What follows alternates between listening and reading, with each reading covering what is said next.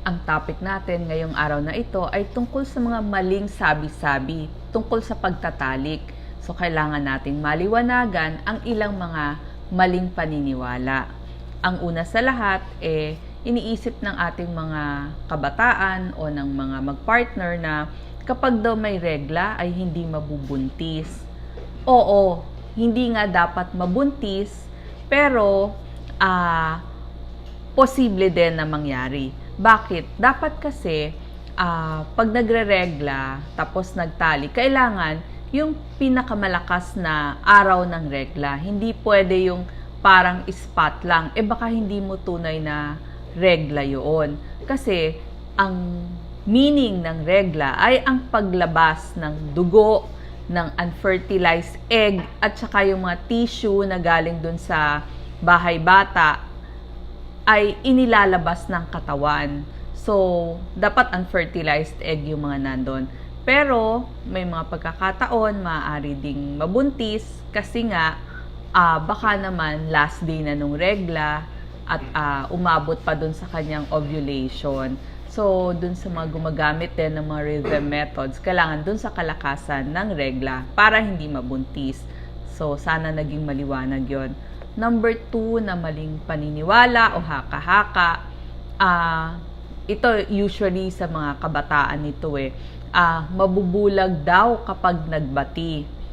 Ang sagot ko naman, hindi naman mabubulag kasi hindi naman konektado ang maselang bahagi ng katawan sa mata. So, hindi konektado yung dalawang parts of the body na yon.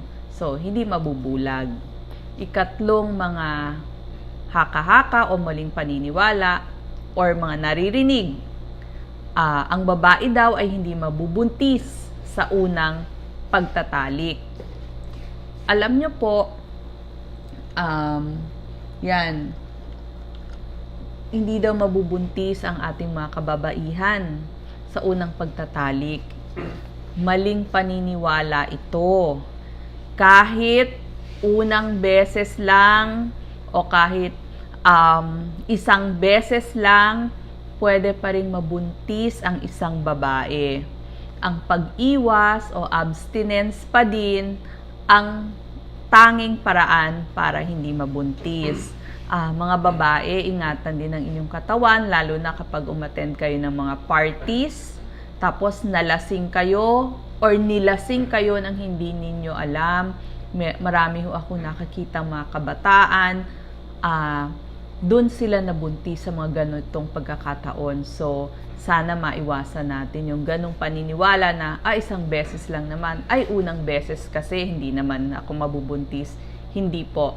Maaaring mabuntis unang beses or kahit isang beses lamang ginawa ang pagtatalik. Ikaapat na paniniwala o yung mga haka-haka, kailangan daw umihi o maghugas ng maselang parte o kaya tatayo o kaya naman mag-shower pagkatapos ng pagtatalik para hindi mabuntis.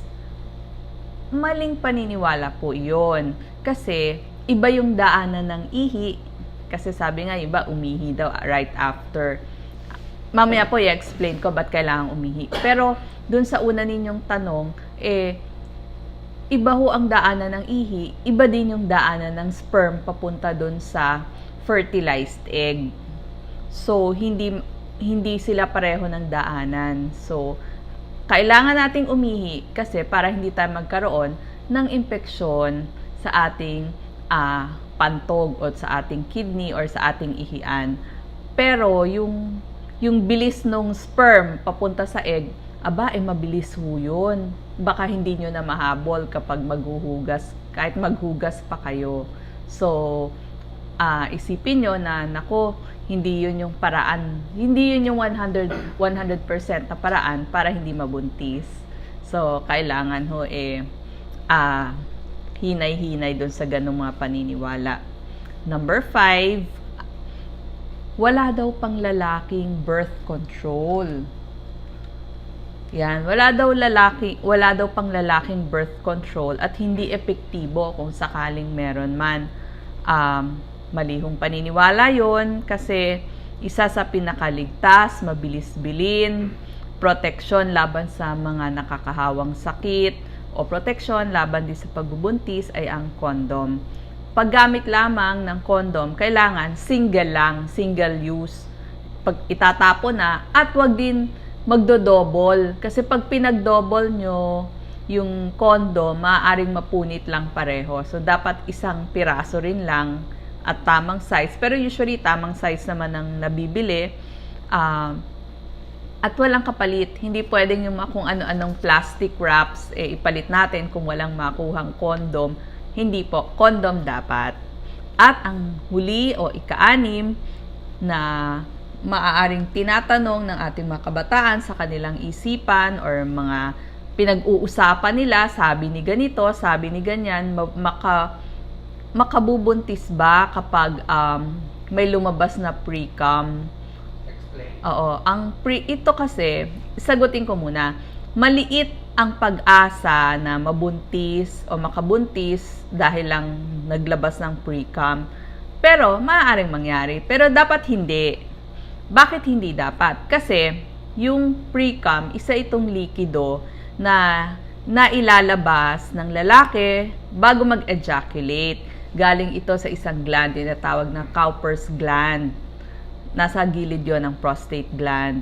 Ang trabaho nito ay para ma-neutralize yung acid sa dadaanan ng sperm. At saka, kasi 'di ba, ihi, medyo pang-neutralize din ng ihi yon kasi acidic nga. At pangpadulas.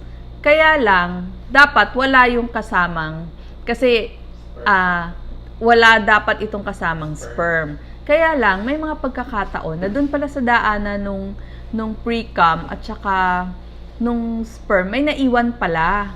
Maaaring sa previous niyang pag-ejaculate. So, pag ganon, doon lang magkakaroon ng pagkakataon na makabuntis yung pre-cum. Pero, dapat hindi. Maliit naman ang chance. So, ang pre-cum, sinabi ko nga, ang trabaho nun ay para ma-neutralize yung acid at saka pampadulas. So, sana po naliwanagan tayo doon sa mga haka-haka at saka mga pinag-uusapan ng mga pag nagkukumpulan na ito ho ang paliwanag doon sa ating mga iniisip. Maraming salamat po.